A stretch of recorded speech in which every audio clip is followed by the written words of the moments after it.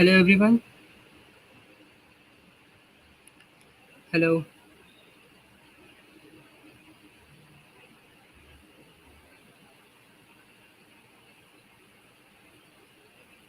Hello everyone.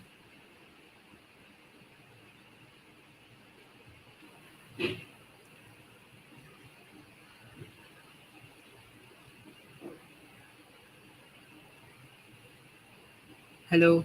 Yeah. Hello Shubham. Yeah. So am I properly audible and visible?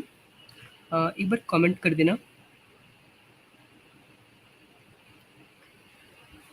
Well, I am not sure about the advertisement. Yeah. Hello नायकच सेवक. Welcome. एक बार chat box में लिख देना. Am I properly audible and visible? Okay. चलो then. It's very good then. Hello Shubham. Okay. How many people are there right now? I can see 9 people have joined our chat. That's very good. Okay, Adarsh. Hello, Adarsh. Hello, Chirag. How are you doing? Okay, okay, very well. Let's wait for 1 or 2 more minutes and then we can start. Hello, Crazy Boyrish. Hello, Soumya. Okay, hi. So, let me first introduce myself. You people are seeing me for the very first time on this platform. So, let me tell about myself. My name is Gaurav Kumar Shaw, and I am presently in my third year of BTech at Indian Institute of Technology, Kharagpur. Okay. So, how many of you are in your second year or third year right now? You can write in your chat. No, no, I haven't passed out. I'm in third year right now. Okay, yes, I will tell. As usual, we are going to do 3 problems, and I will be giving you 3 homeworks as well. You are a BCA third year students. That's very good.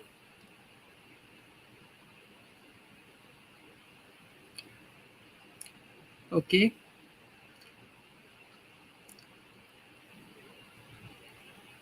yeah. Second year in BCA. Okay, Manoj, very well. Okay, so Crazy Boy Rish asked, what are we going to study today? Okay, so I have picked up 3 problems and I will be discussing all of the 3 problems. I will be discussing the concept first, then I will be implementing live on the GFG platform. And in case you have any doubt, you can ask in the chat box. And okay, first of all, tell me how many people are here who are attending this class regularly since the beginning. Today is the day 13 of this program. Just write in the chat box. Do a +1.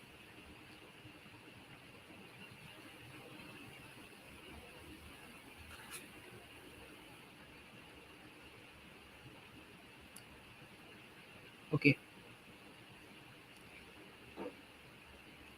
Okay, Parthiv, that's very well.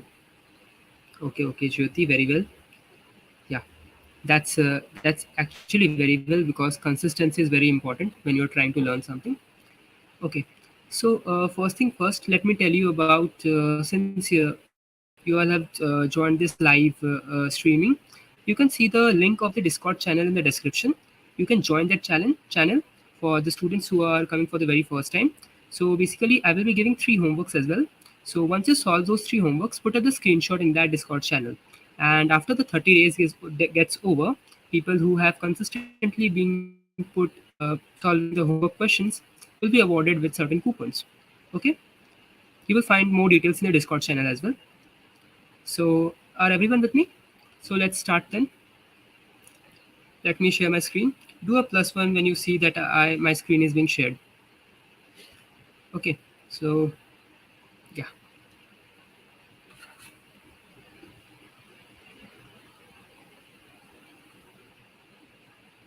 that's very well. Okay, okay. So let's start. So the agenda for today is I will be discussing 3 problems, 2 easy category and 1 medium category. So the first problem that I will be discussing is this one. Let's look at the problem statement. It is called the longest consecutive ones. So this problem is comes under the topic of bit manipulation. The second problem that I will be discussing is this one. Let's not look into the solution. Let me just remove the solution. I was just testing it. The second problem is sum of two numbers without using arithmetic operators. This is again a very easy problem, but this will basically highlight a very important concept in bit manipulation. Third is a medium category problem involving dynamic programming, and we will be discussing this as well. Okay, so did I? Okay, I'm sharing the problem link. There may be some issue. Just a minute. Okay, so the first problem will be this longest consecutive ones. I am sharing it in the chat box. Just a minute.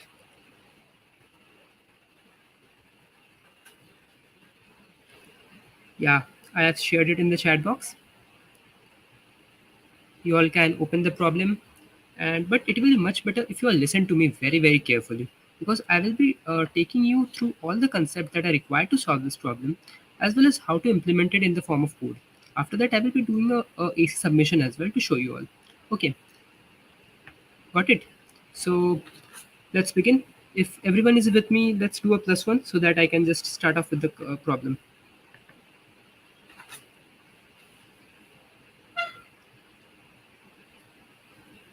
Please increase screen of desktop.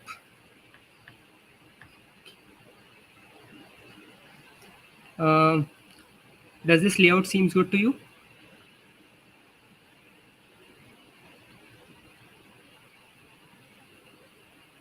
Okay.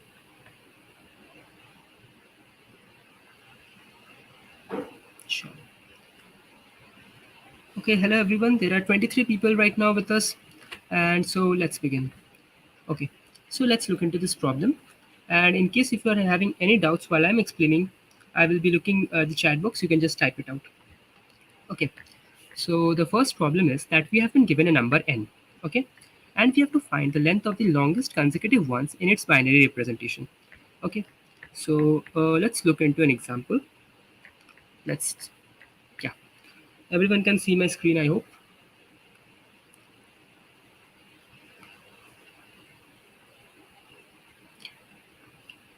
Yeah. Hello, crazy boy Rish. Yes, sure. Let's look into the problem. So if n is equal to 14, our answer will be equal to 3. And why exactly is this so? The binary representation of 14 is 1110, and therefore the triple one which is present is the longest consecutive set bits, and its length is equal to 3. That is why we are outputting 3. And in case if it is 222, the binary representation of 222 is equal to this 11011110, in which the four ones that are present at this position, this is the longest. So therefore our answer will be 4. I hope everyone got it. Okay, so let me just copy this and bring it to my whiteboard. Okay,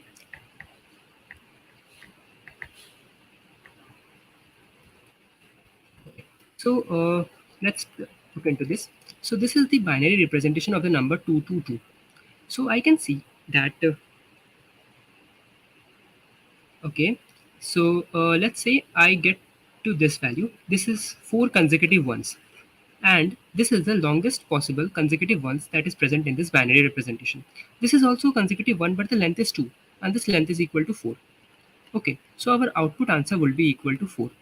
Okay, now the let's look into what you guys are saying in the comment. Shubham is saying that first get the binary form of integer. Okay, then apply cadence. Okay, very well. And any more approaches that you guys can think of, please write in the chat box.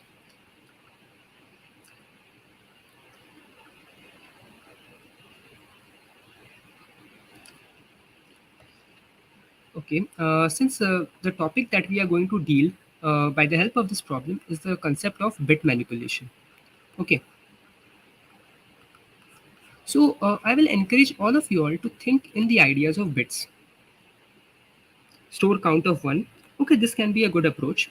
Okay, yeah. So basically, when I will be discussing the concept, I will discuss the brute force solution as well as the efficient one as well. Because let's say when you are giving interviews for companies, the interviewer usually asks you to give the most efficient solution possible. Okay, so and not the brute force ones. But having a proper understanding of the brute force solution will help us uh, derive the efficient solution as well. and it will help us to get understand what exactly is the efficient solution trying to say. Got it?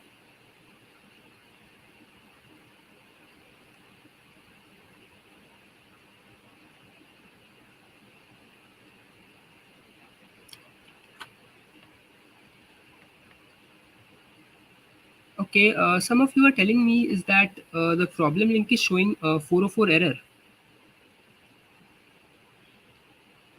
Okay, okay, I think that it may be possible that I have a different link with myself right now. What you all can do here is that listen to me, understand the solution. I will update the description with the proper link, and later on you can just practice again. Right? Is that okay with everyone? Chalo. Because because I will not be able to update the description right now. Okay, Dhruv, Satyendra, hello, hello, Uddin Muhammad. Okay, so let's look into the concept. Yeah. So as I was saying that I was asking you all to think in terms of bit manipulation. Okay. So any idea involving bits, because this is a problem of bit manipulation. Anyone? Okay. Chalo. So let's see. First of all, let me think of a brute force solution. Okay. The brute force solution can be, let's say I got a number. Someone was saying to have a counter 1. What I can do here is that I can simply, first of all, represent the number in the form of a binary representation. After that, what I can do here is that I can iterate over this binary representation with the help of a for loop and keep track of the number of consecutive ones that are forming. So let's say once I reach here, I see a consecutive 1 is forming. So I put a length as 2. After that, I encounter a 0. So I store the length as 2. And again, once I reach here, I will again see a stream of consecutive 1. This time I again put the length as 4. But when I see that my length has, I have achieved a bigger length than my previous encountered length, I will update the max value. Okay, so this can be one of the possible ways to do this problem. This will be a brute force way, but we will be thinking about more efficient way using bit manipulation. So let's see. Okay, let's look into the bit manipulation one. Let's see, the problem is 110, 110, 4 times 1 and then again 0. Okay, everyone has got it. Chalo. So first of all, one important operation is the AND operation. So how exactly AND operation works? So let's see. So let's say I have got bits as 1 and 1. So when I do an AND operation with these two, my value is 1. And if I have got 1, 1 and another 0. And if I do an AND operation, I will get a 0. And if again I have got a 0 and 1, this will be a 0. And if both are 0, this will be again 0. So this is basically the truth table for an AND operation. And we will be applying the concept of AND operation while we are doing this. So let's say what I do here is that I've got this number and 110, 1110. And let me right shift this number just by one step. What I can do here is that if this number is represented by n, I can do a right shift operator n right shift 1. This will basically do a right shift of my given number by one place. I hope everyone is able to understand this. Am I making sense? We will do the AND bit with the number and left it with 1. Okay, yes, Adarsh, you are correct. But trying to understand, let me explain it to everyone. We have 34 people with me. So let me do a right shift. So once I do a right shift, my number would look something like this: 1, 0, 1, 1, 1, 1, and 2 zeros. Okay, so this is my initial number, and this is the number which I have obtained after doing a right shift. Okay, so what I can do here is that okay, sorry, yeah, thank you for correcting me. It should be a left shift. Yeah, my mistake. Sorry. So this is the first number, and this is the number which we got it by doing a left shift. So let me write both of these numbers together: 110, 11110. After that, 10, 111100. Now what I'm seeing here is that the numbers, these are the consecutive ones, these are the consecutive ones. This thing got shifted by to its left. This thing also got shifted to its left by one place only, because I did a left shift operator once only. So the advantage it is giving me is that when I'm doing an AND operation of these two, what I'm getting here is that this place is getting nullified, because 0 and 1 will be 0, this will become 0, and this will be 1, 1, 1. this will become 0, this will become 0, this will remain as 1. So what I am saying is that one of the ones got nullified in both the numbers. So let's look into the doubts. So Crazy Boy Rish is asking how 20 comes, please explain. I'm a beginner. How 20 comes, where exactly are you asking how 20 comes? Anyone? How, okay. So you are asking how exactly 20 is coming. Okay. Since Crazy Boy Rish is a beginner, let me explain it to him.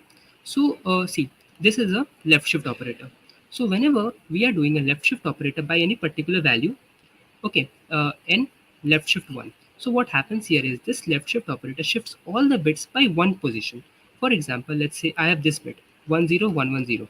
Okay, and if I do a left shift operator to this number, all of the bits will get shifted by one place. So this will get here, come here, this will come here, this will come here, this will come here. So finally, what we will get here is two zeros, 1, and just 0. Okay, so this is basically what happens when we do a left shift operator. We just keep on appending 0 for every left shift operation we do. Okay, and that is why two zeros are coming here. Okay, this is the concept of left shift operator. And one important point you can note here is that whenever we are doing a left shift operator, that basically means we are multiplying with 2. Got it? Okay, Crazy Boy Rish, basically, since you are a beginner, I would recommend you to read more about left shift operator, right shift operator, how they work, their properties, and how they're applied in doing problems. Okay, so let's come to our discussion. So we were talking about Mhm. So we were talking about why exactly did an AND operation? Since we did a left shift operator by ones, we got an empty place which is basically occupied by a 0. And when we are doing 1, this place is actually getting nullified. Okay, this place is actually getting nullified. So what important observation can we make here? The first important observation is that in the initial number, this length was 2, this length was 4. After we did a left shift operator, the length become 1 and this length become 3. Okay, so this length become 1 and this length become 3. Now, what we can do here is that I can again do a left shift operator for this number. Okay, so this time my number will become 0, 0, 1, 1, 1, 0, 0, 0. And after again, if I do an AND operation, what will happen here is that again this position will get nullified. So what is the observation we are making? Can anyone say? Doing a left shift and doing an AND, what observation are we making? Exactly, Adarsh, very good. So this problem involves two steps. The first step is doing a left shift. Second step is doing an AND. After that, every length of consecutive ones getting decreased by 1. Okay. So initially we had a length of 4, it became 3. After that it will become 2. After that it will become 1. And finally it will become 0. So in order to make the length 4 equal to 0, how many times did the loop run? From 4 to 3 once, from 3 to 2 once, 2 to 1 1, again 1 to 0 1. So 4 times the loop is running. So our answer is basically 4. So let's say if we have a binary number, there are lots of zeros and lots of ones, and this is one length of consecutive ones. This is another. This is another. This is another. So basically, if I keep on doing these two steps, the number for this entire number to become 0, I have to do that particular number of steps in which I have got the consecutive ones. So if I've got 10 consecutive ones, I have to run my loop 10 times for this number to become 0. Got it? Hello, Abhinav. Thanks for joining. Did everyone understood this concept of doing a left shift and then an AND? Yes, I will do a dry run, Shubham. Just a minute. Okay. So let me do a dry run for you all. So let's take this example only. The example of 222. Okay. This one as well. So so 110 This was our initial number n. After that, we do a left shift by 1. So our number becomes 10 11 11 0 0, and then we do a AND. So our number would become 0 0 1 1 1 0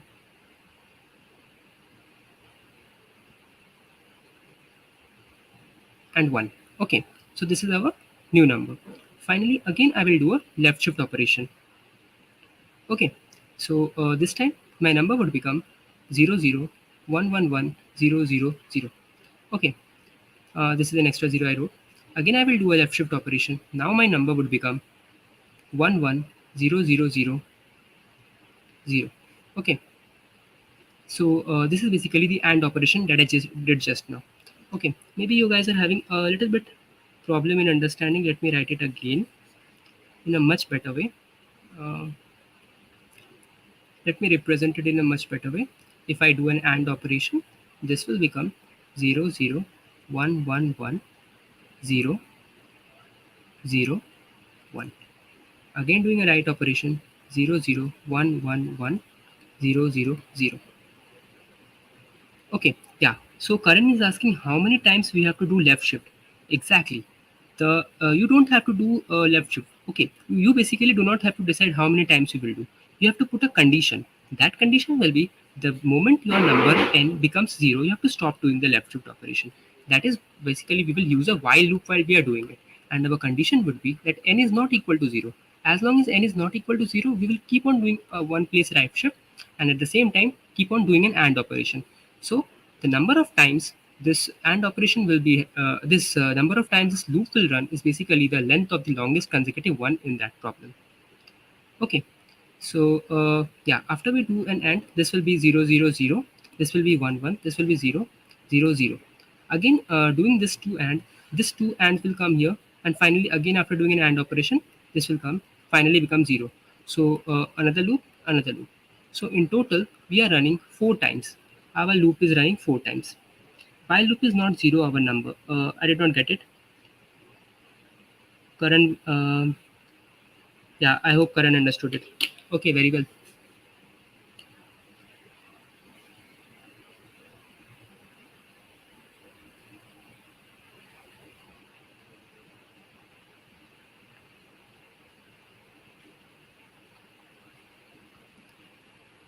Okay, so I hope everyone understood this problem. Let's have a look at our code part. Okay,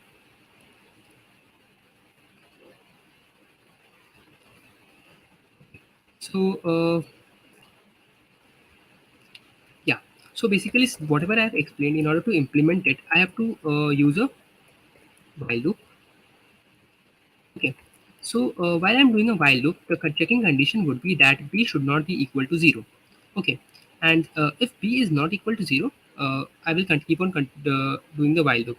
Okay, it should be n. I'm really sorry for this. Okay, yeah. Now the thing is that what I exactly have to do, I have to do first left shift, and after that I have to do a AND operation. Okay, so I can do something exactly like this: x is equal to x and x left shift 1. Okay, when I write this thing, this basically means that first I do a left shift and then I AND with that particular number, and then again initialize x with that number. Here x is basically my n. Let me replace by n for better clarity. Okay, this is our given. And finally, we have to keep a count variable as well, because this is not a for loop. We cannot keep a count of how many times this loop is running. Okay, so every time this loop runs, we will do a count plus plus. Okay, and finally what we will do here is that return count. Got it? Let me compile my code and check.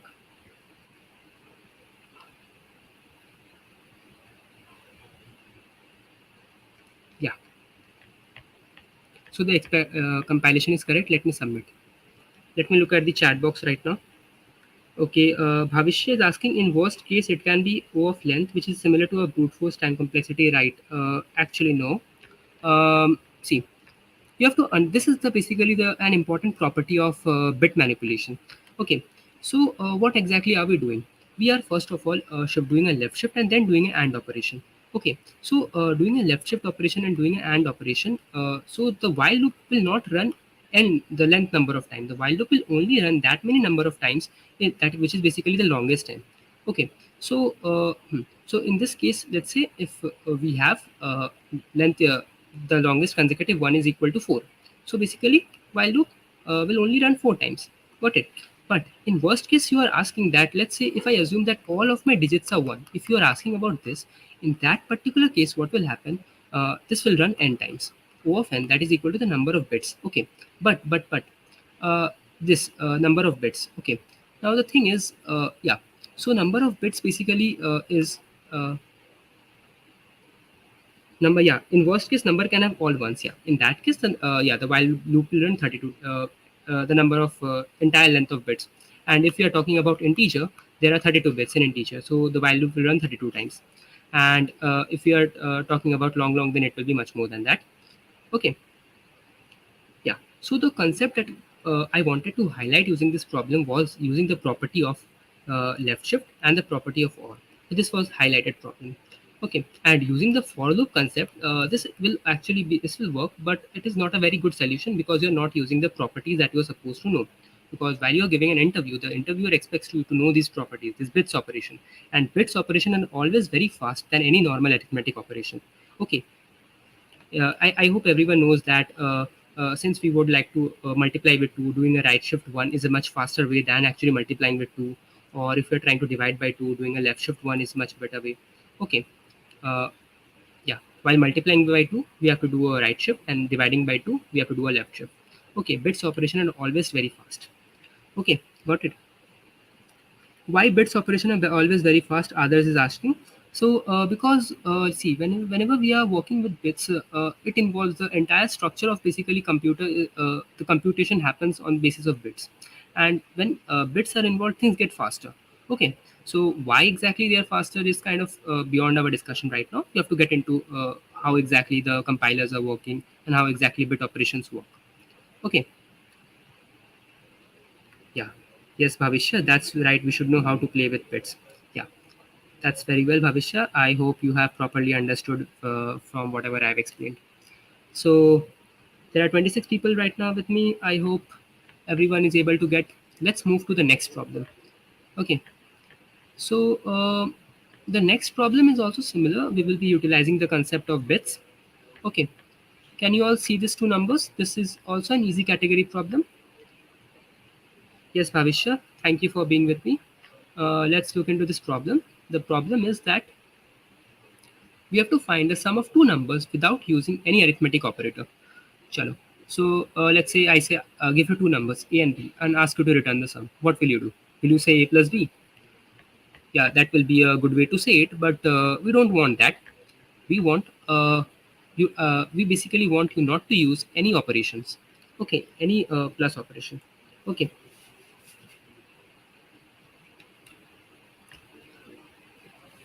a and b. Okay, you can do a and b. Send the question. The question link is in the description. You can check it. But I guess many of you will not be able to see that question link because of I have a different link with me, and I cannot update the description while doing a live stream. So what I will do here is that I will update a new link after this session. And in the meantime, what you all can do is listen to me very properly, understand the concept, and after the streaming ends, you can practice it of your own. Got it? Yes, Vivek, I know description one is not working. Uh, the entire idea of doing a live streaming is to understand it while I'm explaining it. Okay. Okay, Dhruv. Okay, let's get back to the question. Okay, no, let's not spend any more time. So we are given two numbers a and b, and we have been asked to find the sum of a and b without using the plus operator. Means we just don't want to do plus. Okay, a simple brute force solution would be to let's say this is a and this is b. I increment the value of a till b. Okay, so I keep on doing a plus plus until it reaches b. This can be a very simple solution using a for loop. Okay, but this will be a very silly solution, and no one would expect us to write this solution. Okay, in an interview point of view. So now I will what I can do here is that I have to use the idea of bits. So can anyone explain to me how the idea of bits will work? Anyone? Any idea? Someone was saying that we can do an AND operation. Okay, yes, we will be doing an AND operation, but we have to do one more operation apart from AND. Can anyone say what exactly is that? Or operators. Okay, I guess A and B. Yeah, we will be doing AND operation. Chalo. Before we start let me explain it to you some basics of bits because many people are beginners. There are two important bit operators that we will use. The first one is and the next one is XOR. XOR is a very important bit operator, and many questions can be framed from XOR point of view. Okay, so AND operation, we discussed the AND operation in the previous question. I hope everyone got it. So I'm not explaining this, but let me explain XOR operator. So let me write a truth table. If let's say this is A, this is B, and I will write a value of A is or B. So if both are 1, A is or B will be equal to 0. If any one of them is equal to 1, A is or B will be equal to 1. And if both are 0, A is or B will be equal to 0. So XOR is basically a very interesting operator which can help me know that if any of the bits is one or not. Okay, XOR and AND, yes. Okay, chalo. Yes, I hope everyone got it. Okay, Abhishek is asking, can I show the question again? So this is the question. The question is that sum of two numbers without using arithmetic operators. Okay, this is a very simple question. Given numbers A and B, just find the sum without using any arithmetic operator. Got it? I hope everyone got it. Okay, so now I will be explaining you the concept. Now I want you to listen very, very carefully. Okay, first of all, I will tell you how exactly is the concept of addition works. Let's say I want to add 99 with 1. How will you do this? When I write 9 and I write 1, I do a 9 plus 1 equal to 10. I take a carry 1. Again I add 9 plus 1 equal to 10 and again I put a carry 1. Now this carry 1, since I do not have any further number, I will just write it here. So see, 100, I got 100. Okay, so there is a concept of carry. But let's say I want to add 5 plus 2. I can just do a simple addition. There is no carry involved. Okay, so these both of these additions basically applying this concept using the idea of bits. Okay, so let me write another important thing related to this. Hmm. Okay, so let's say what we do here is that since I explained it to you a XOR, let's say I got a number 5, I got a number 10. 5 can be represented as 0101 and 10 can be represented as 1010. Okay, I want to add these two numbers. 15. 15 will be represented as 1111. Okay, so let's say I take a XOR. Okay, so when I take a XOR of these two numbers, I see I get 0 1 is 1, 1 0 is 1, 1 0 is 1, 1 0 is 1. So basically 5 XOR 10 is giving me 15, right? So is doing just a XOR of A XOR B is enough? Can anyone say? Will A XOR B enough to solve this problem? Can I just return A XOR B? Yes, Naika is saying that whenever we have a carry, we have to deal with carry as well. Okay, so then interesting property of XOR here is that let's say I got 1 and 1. So XOR will give me 0. So basically when I say 0, so basically when I say 0, I have to put a 1 as well in the beginning because 1 plus 1 is 2 and XOR is giving me 0. It basically means I have to take carry 1 as well, right? So that is why we are going to use XOR to get the value upfront that I should use. And at the same time, whenever both are ones, we have to keep an account of the carry as well. So how can we keep the carry? Can anyone say which operator will help us keep track of the carries?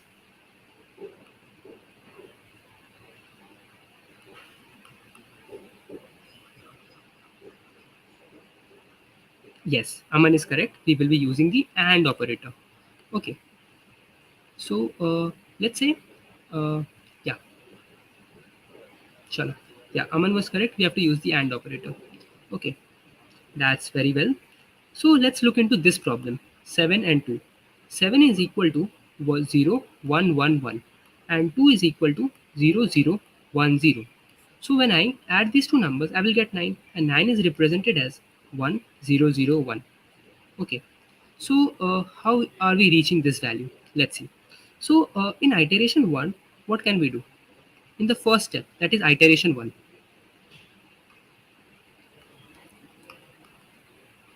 Iteration number 1.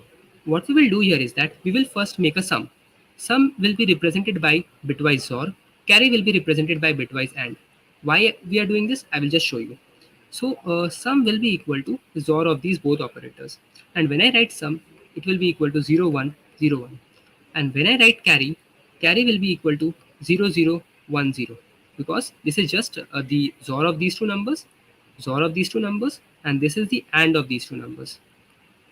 Okay, this is OR and this is AND. I hope everyone got it. Okay, chalo.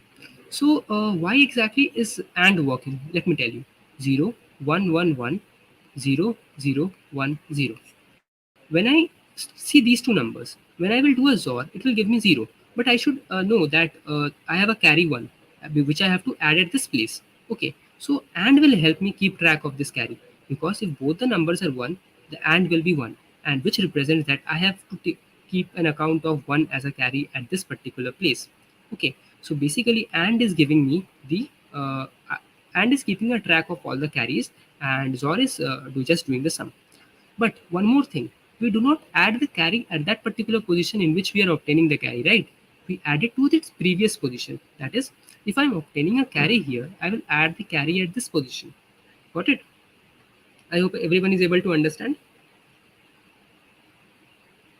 Hello, everyone. Yeah. Chalo. Okay.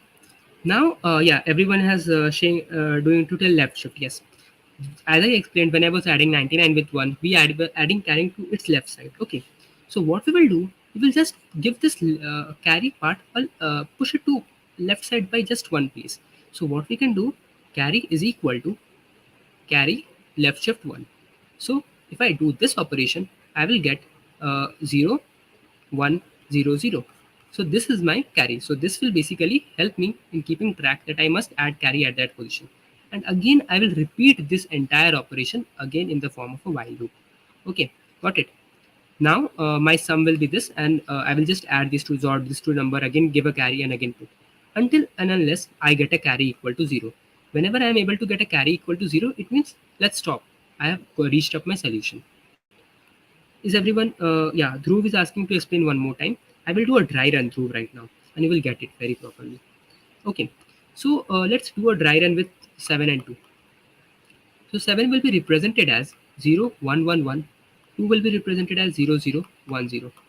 And its 9 will be represented as, just if I add 0, 1 will be equal to 1, 1, 1 will be equal to 0, which will carry equal to 1. This will again be equal to 0, carry will be equal to 1, 1. Okay, so there are two times I am taking carry. So according to the concept I explained, let's do iteration number 1. Iteration number 1. What will I do? I will do a XOR. Okay, so sum will be represented by XOR. So it will be equal to 0, 1, 0, 1. Okay, after that I will have carry. Carry is basically AND operation. Okay, so carry will be equal to 0, 0, 1, 0. And I have to left shift my carry by one place, which will be equal to 0, 1, 0, 0. So this is my new carry. After that, what will I do? My sum will become the carry. The value obtained in the carry variable will become sum for the next iteration. So iteration number 2. In this iteration, my sum will be equal to 0, 0, 0, 1. Why exactly is this happening? Because because sum is becoming equal to 0, and so just a minute. Yeah, so my sum will become 0, 0, 0, 1, and now my carry will become, I have to again do an AND operation. So carry will become 0, 1, 0, 0. Okay, so let me write a algorithm for this. Okay, so I've got two numbers a and b. So I have to keep on doing this algorithm until and unless I get b equal to 0. Now my sum will be equal to a XOR b. Okay, this is my sum, and my carry will be equal to a and b, and at the same time I will do a left shift of 1. Okay, after that I will update my value of a is equal to the value sum, and my b will be the value carry. Okay, so once I got this, this was my sum, this was my carry. Okay, this is what I got. Now my a will become this and b will become this. Now I will do a XOR of these two numbers and I will get this number. I hope everyone got it. Okay, this was an important concept. Okay, now again I will do a right shift. So once I shift, this will become 1, 0, 0, 0. Okay, so now this is my a, this is my b. I will do a XOR operation of both of these operations, and it will lead me to iteration number 3. So after I do a XOR, my sum will be equal to 1, 0, 0, 1, and my carry will be equal to AND operation 0, 0, 0, 0. So carry has finally become 0, and we will stop. So once we will allot b equal to 0, this loop condition will be false and we will come out of our loop. And finally, in the variable sum, we have got our answer. What is the value of A or B? I hope everyone understood it.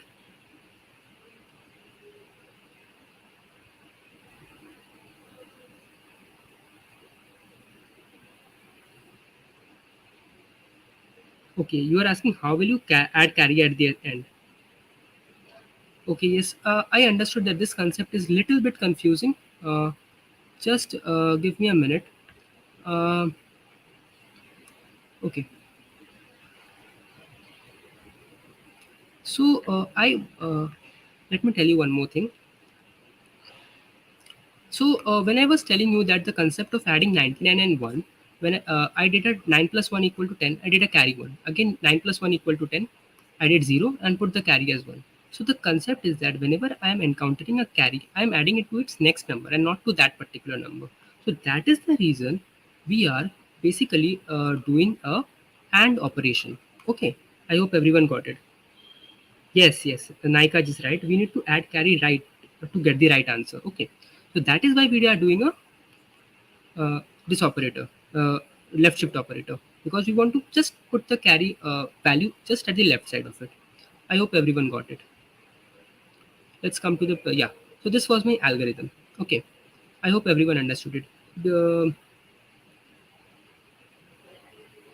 okay, Adarsh is asking me to do a dry run slowly. Okay, okay, chalo. Let me do one more time. Chalo, give me okay. So the code is something like this. We have a while loop, and our condition would be equal to that b is not equal to 0. Okay, just a minute. Yeah. So b is not equal to 0. This is our condition. So we have been given two numbers a and b. Okay. Now I will declare a sub variable called sum. In that sum, I will do a XOR b in order to keep track of the XOR. And I will also write a carry variable in which I will do an a and b. After that, I will do a left shift operator, and just shift the carry value by one step. All the bits will be shifted to one step because we do not add the carry at the position we have obtained it. We carry it to the left part just by one step. Okay. Now A will become my sum, and B will become my carry, and I will repeat this process until and unless I get carry equal to 0. So once I get carry equal to 0, it means I have obtained my sum. There is no need to further do the operation. Okay, yes. So Shubham is asking for negative values. Will this work? Like minus 7 plus 9? Let me, yeah, you can do this and check by yourself will it work or not. Okay, negative values, it will work, but there has to be one condition that we need to take care of while we are dealing with this. In the problem description, it is said that the values would be all positive. In the description it is saying that a and b will be from 1 to 10 to the power 8. Okay, so we can do this with negative number, but we have to keep track of unsigned integers as well. Okay, okay, you want me to write a recursive solution, Aman? Let's write an iterative first. Okay, sure. So let me keep a variable uh, int sum and carry. Okay, let me write a while loop. This while loop, the condition is b is not equal to 0. After that, what will I do here is that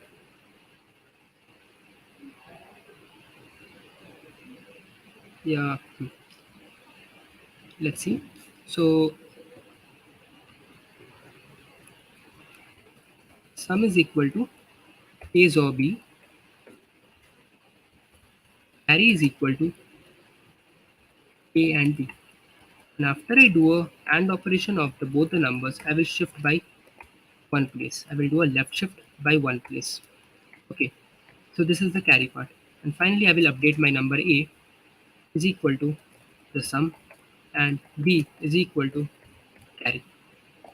Okay, so this is my number. And once this number gets returned, I will return A. Compile this code. Let's see.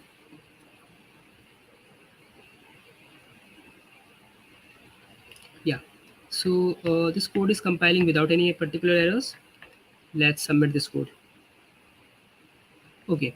So Abhishek has asked a very interesting question. He's asking in interviews what we should use, recursive or iterative approach. In recursion, we increase our memory space, right? Yes, very good. Yeah. So basically, what happens here is that whenever we are doing recursive function, the internal memory of a computer basically creates stacks, and a recursion stack space is basically utilized whenever we are implementing a recursive solution.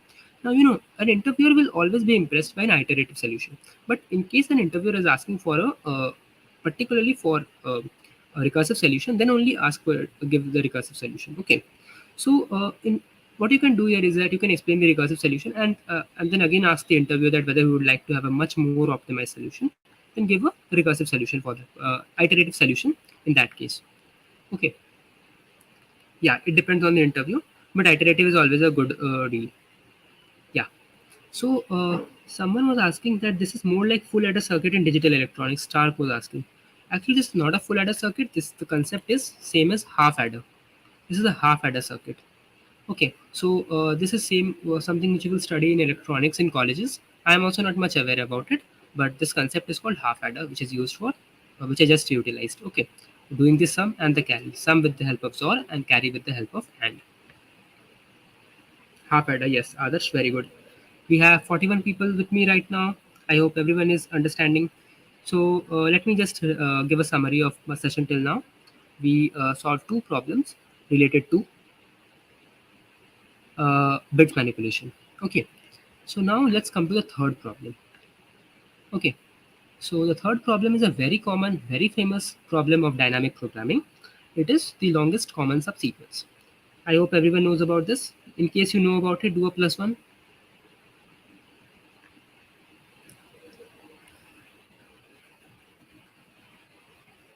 Hello, hello. Yeah.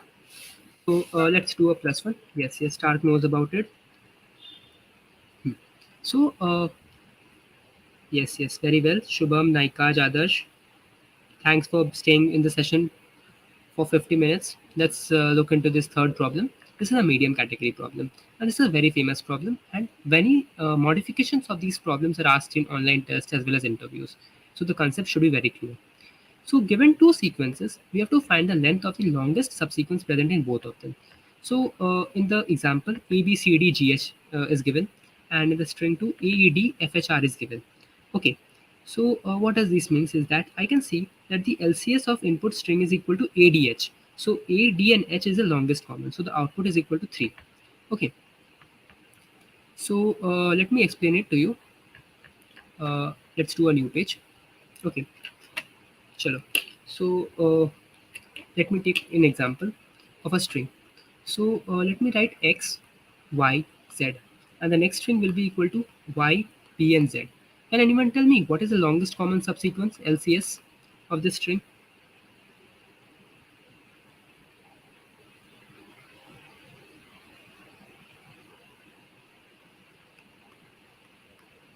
The longest common subsequence will be equal to y and z because z is common here and y is common here, and obviously x and p doesn't matter.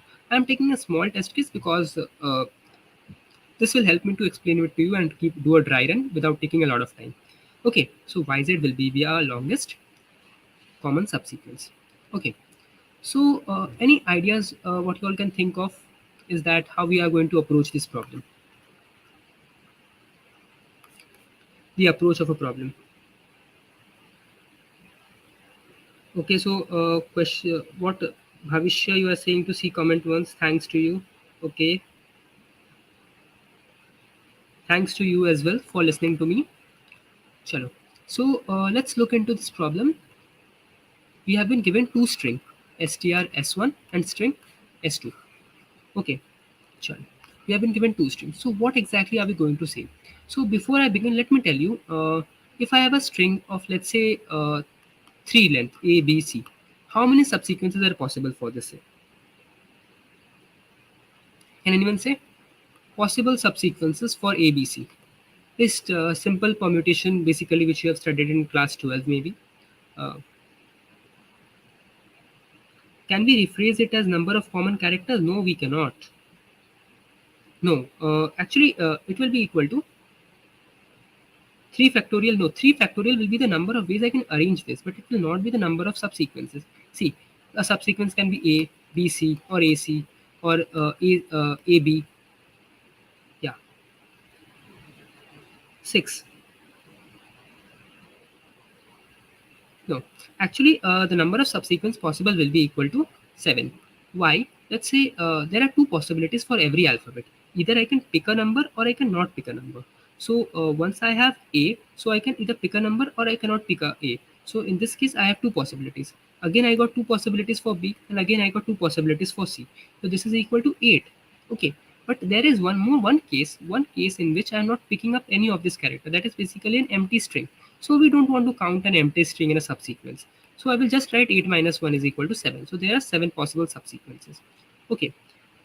So basically, what a simple, very, very simple approach is that, very, very simple, is I have got two strings. The first was x, y, z, and the second was y, p, and z.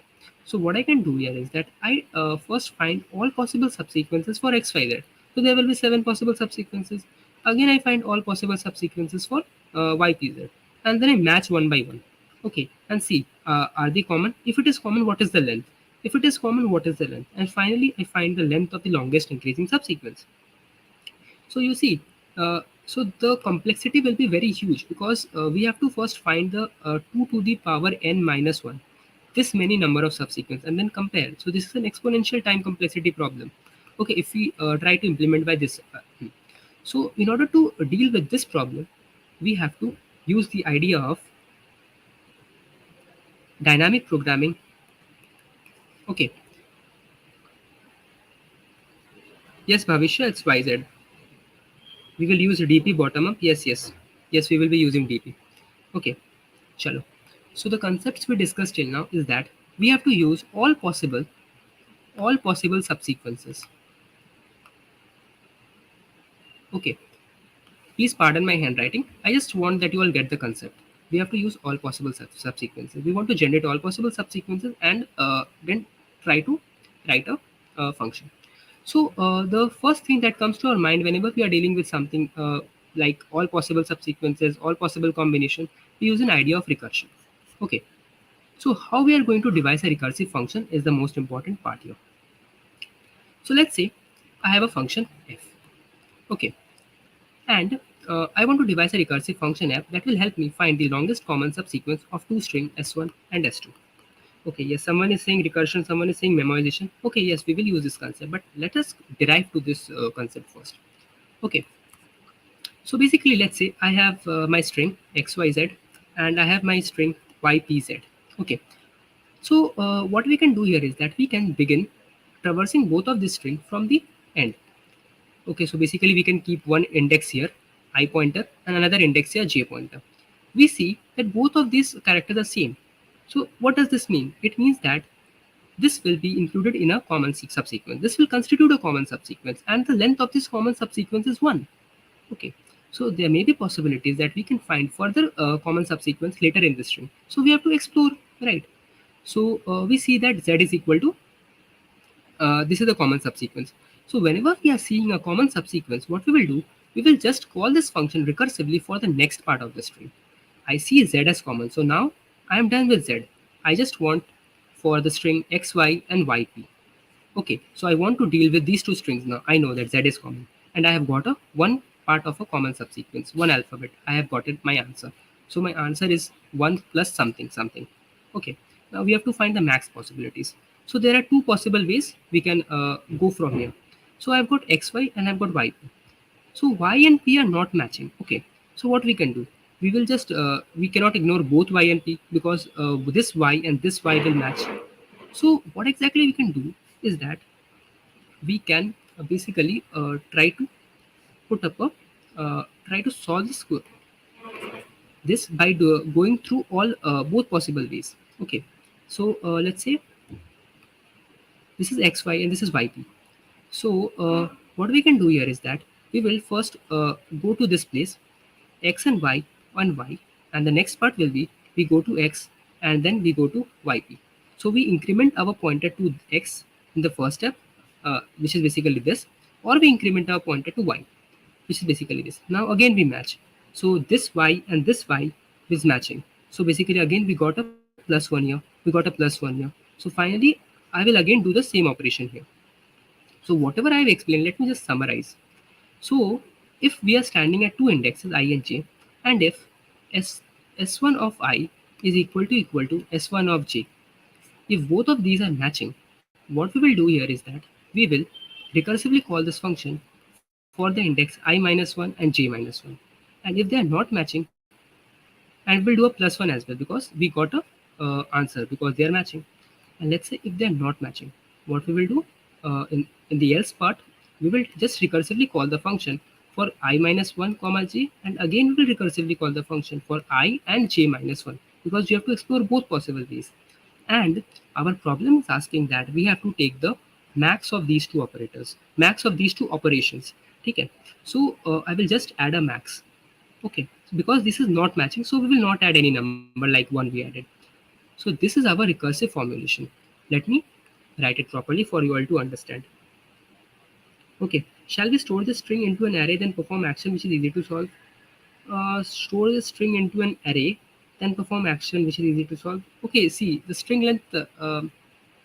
No, we will not, because there is no point storing a string into an array, because string is basically represented can as represented same as an array as well, because we are using indexes to traverse a string, right? Okay, so the first condition is that if s of I is equal to s2 of j, s1 of I, we will recursively call for the function I minus 1, j minus 1. We'll do a plus 1. If not, else we will recursively call for I minus 1 comma j and f of I comma j minus 1. We will do a max of these two operations. Okay, so this is our recursive state. Now let's talk about the base condition. Can anyone tell about the base condition? The base conditions will be is that we have a string 1, this is our string 1, this is our string 2. Now let's say we have reached I here and j here.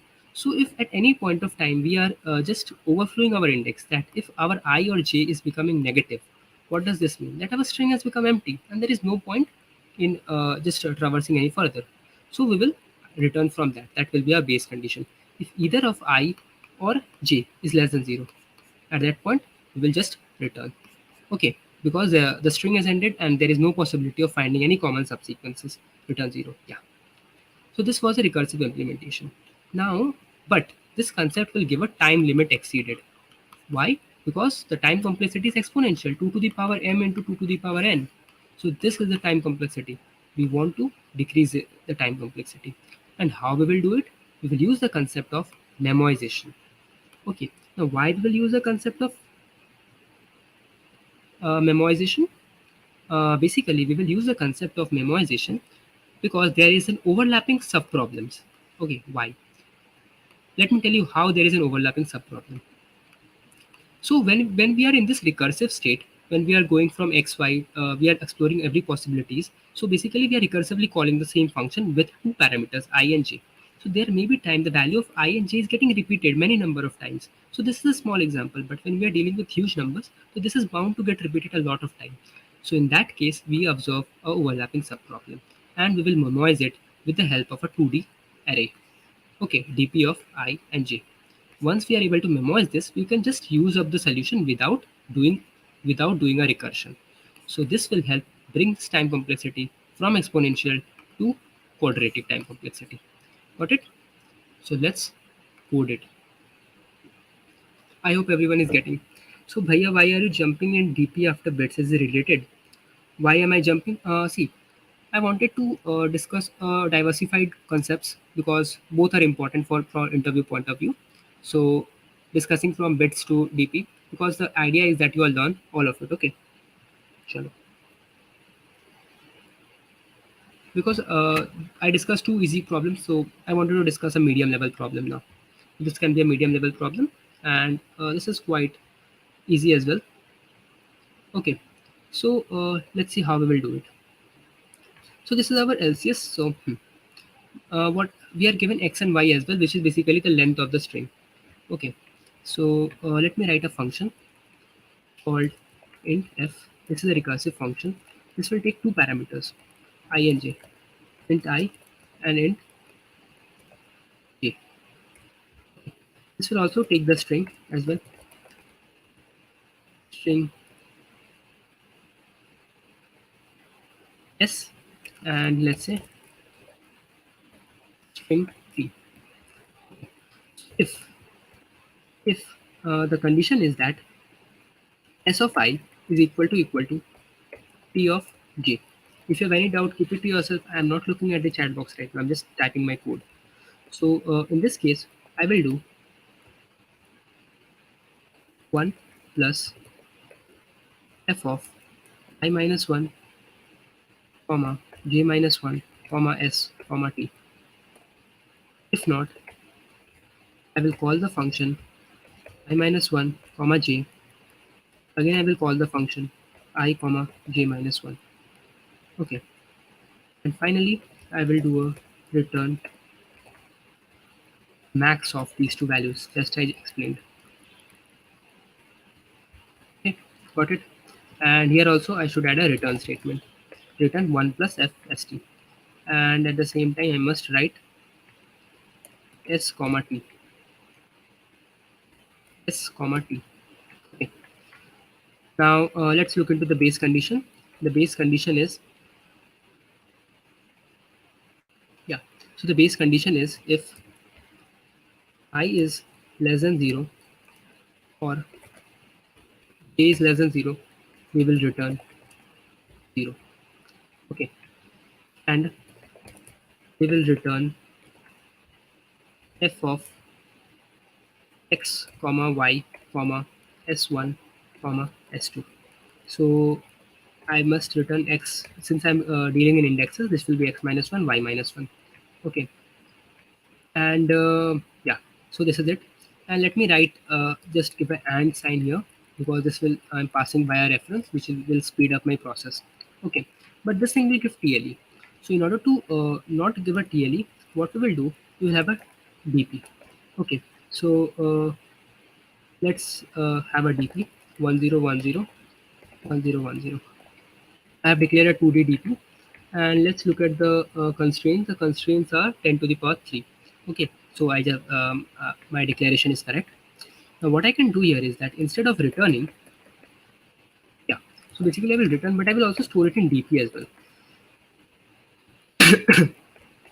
DP of ij is equal to 1. Again, I will store this in DP. So DP of ij is equal to 1. And the most important part here is that I will do a check. If DP of I and j is not equal to a predefined value, which I will put it as minus 1. If it is not equal to minus 1, I will return dp of ij, which means that I have any particular value, so there is no point doing a recursion. Okay, and before I run this code, let me just memset the entire dp value with minus 1. I hope everyone knows about memset. Okay, so I hope this should run. Let me compile. Maybe there will be some errors.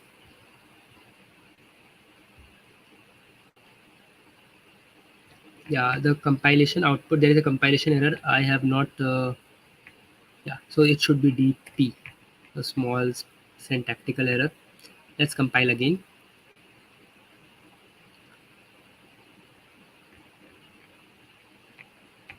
Yeah, so there is no compilation error, and let me submit it. Let me look at the chat box right now. See, all of the test cases is passed. Yeah, Stark is asking, don't know what's memset. Well, I will recommend you can read a GFG article, Geeks for Geeks article on memset function. Memset is basically a function in which, with the help of, we can initialize any array with either 0 or minus 1 and not any other value. Okay, so this is the syntax of I can't able to solve DP problem and recursion problem. So Naikaj, what you can do here is that there are around like 50 problems related to DP. Okay, so 50 standard problems. What you do, you go through all of those 50 problems, try to read its recursion as well as its iterative solution. And once you know all the standard problems, you will be able to implement, and whenever a modified question is being asked. Okay, I hope you all got it. I and j equal to 0. Any more? So I hope Stark you understood about memset. We have 27 people with me right now. Uh, Now we'll be discussing the time complexity and the space complexity.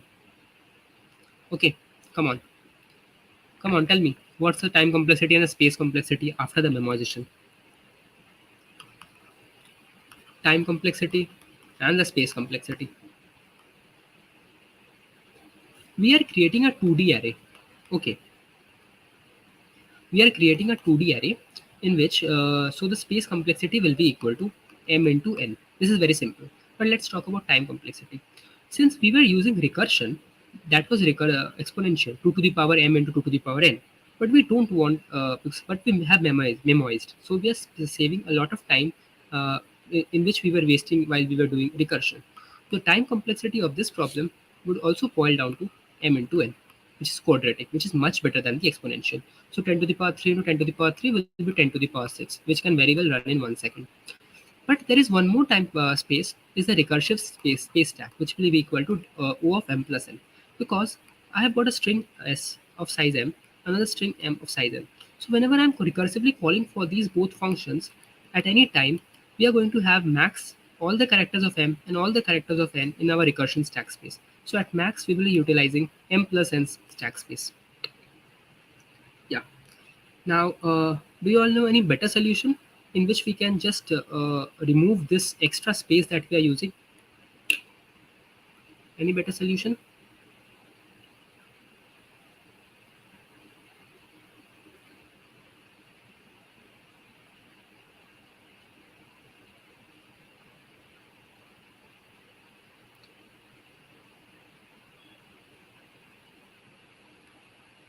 Tabulation bottom up. Okay.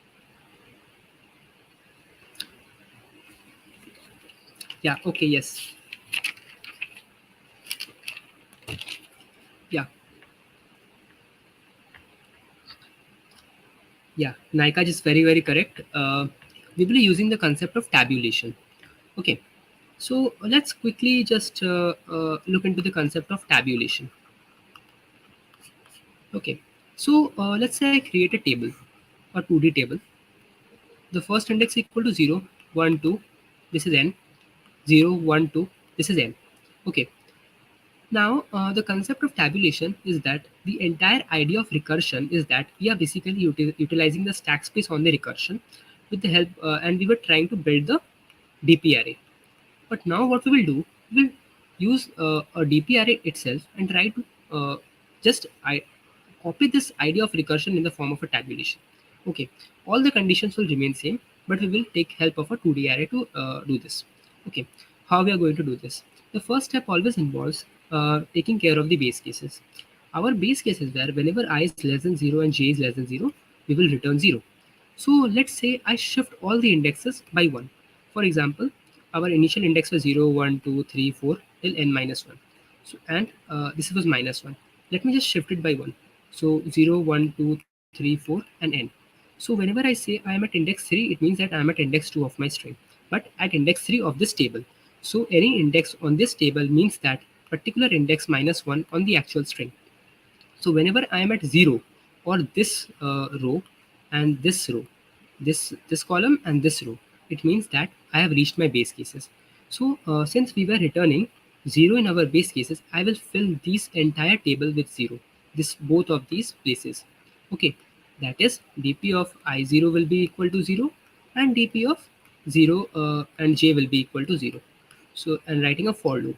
So with the help of for loop, I will fill up this table with zeros. So this is the base case. So wherever we are encountering this, we will return 0. After that, the same conditions we will repeat. Okay. So I will explain it to you in the IDE itself.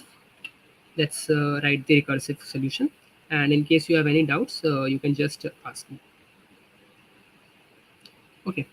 So before that, we already have declared a DP array of size 10 to the power 3 plus 10.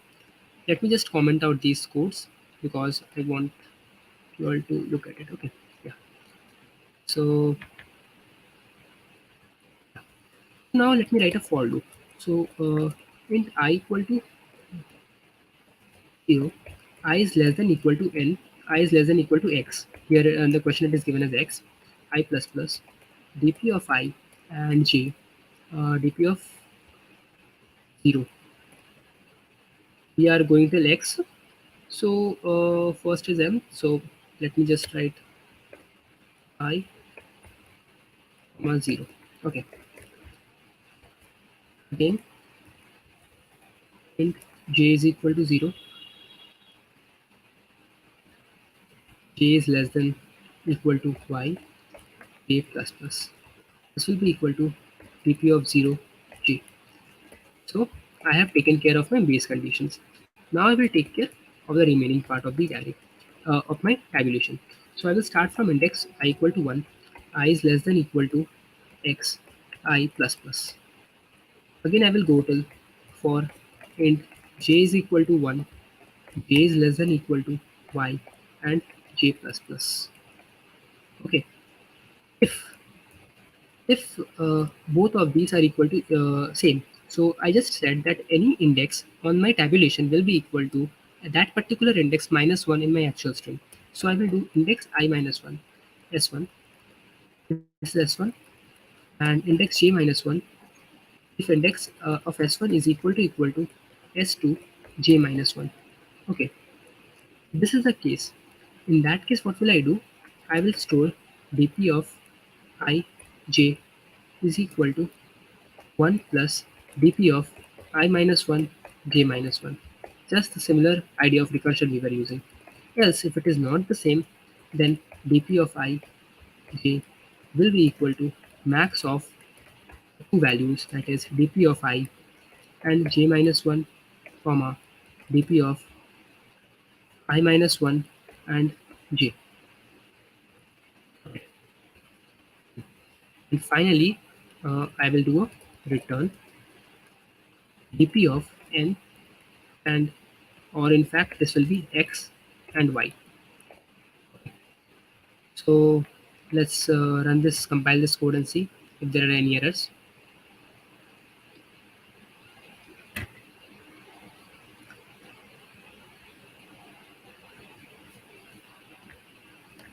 Okay, I see there are no any errors, so let me submit it. We are 28 people with me right now, and we have successfully solved 3 of our problems. This was a tough problem, and we saw the concept of iteration, we saw the concept of tabulation, and the time complexity. Let me discuss the time complexity now. The time complexity will be same as the memorization concept, just we are not using this extra stack space. So this is a better solution. So recursion was a brute force way. We used the concept of memorization to make it efficient. Again, we use the concept of tabulation to again make it further efficient in the form of space. Okay, so we you discuss 3 problems for the famous longest common subsequence of dynamic programming. Okay, hello. Hello Adarsh, hello Naikaj, hello Bhavishya, hello Stark, hello Sakshi. Okay, I hope everyone is able to understand. Can you write a +1 if you are able to understand whatever I have discussed? Adarsh says that you have enjoyed this streaming and you have learned a lot. Thank you, Adarsh, very much. This was my first session and I really enjoyed with everyone interacting today. Okay, so that's very well, Minal. Miral, you understood it. Okay, so I will be giving you 3 homework problem as well. And what you have to do here is that solve those 3 problems and submit the solution in the Discord channel. Okay. So let's look into this part. Hmm. Okay, Naikash, thank you very much. Okay. So which of the problem did you like the most, DP or the bits one, in which you think you actually learned a lot? Okay. So the 3 problems that I will be giving you as homework, which you need to solve is here. Let me just open all the 3 links, and then I am giving you a brief introduction about the 3 problems and what you have to do. Hello Parthiv. Hello Naikaj. Okay, just stay with me for a few more minutes and we will wrap up our solution. Okay, so the first problem is that you have to get the minimum from a stack. So do you know this is a very famous problem called min stack, and it has been asked in many interviews. Okay, yeah. In both cases, you learned something new, bits, second, and DP also. Okay, Adarsh, thanks a lot. Okay, so look at this problem. This problem is that you have to get a minimum for a stack, and as I told, this is a very famous problem. And in any interview you give, if you give 10 interviews, I'm sure 5 of them will ask this problem. Okay, and there are two important ways you can solve this problem. I want you all to learn both of them. Finally, again, the second problem involves the concept of binary tree, and this is involves the traversal techniques and viewing. So there are many types of questions that can come from here. The first is that bottom view, side view, left view, right view, level order, traversal, in order, pre-order, post-order, Morris order. So all this type of traversal and viewing methods of binary tree are very frequently asked in interview, and one such problem is given to you for your homework. Okay, and the third problem that I would like to give here is this. This is a dynamic programming problem. It's just we discussed longest common subsequence. This is longest increasing subsequence. A similar kind of approach will be needed, but a little bit modified version. I hope you all solve this problem because you understood the concept of LCS in this session. So longest increasing subsequence, you have to find the longest increasing subsequence, and I want you all to solve in first do a recursion, then do a tabulation. First implement the idea of memoization and then the tabulation, because both are important from interview point of view. Okay, so can I have a +1 in the chat for whoever have listened till now? And once this streaming ends, I would like you all to just put a comment in the comment section that you have successfully completed this 1 hour 10 minute session, and it will be really great. Okay, Parthiv, that's great. So, do you have any questions you would like to ask me? Link in the chat. The Discord link will be updated in the description section. It's already available here, but in case you're not able to view it, we will just update it again. Okay, Adarsh, thank you very much. Have a good night. Have a great day. You also. Good night. Okay, then. Thanks a lot for joining. I hope everyone understood it, and all the best for your interview preparations or for your uh, if you're targeting any product-based companies and you're in your learning journey. Okay. Yeah. Shubham, I will just update in the description. Okay, the question link of all the 3 problems that I've solved now, and the homework as well. Okay. Very well then. Have a great day ahead and good night, everyone. Bye bye.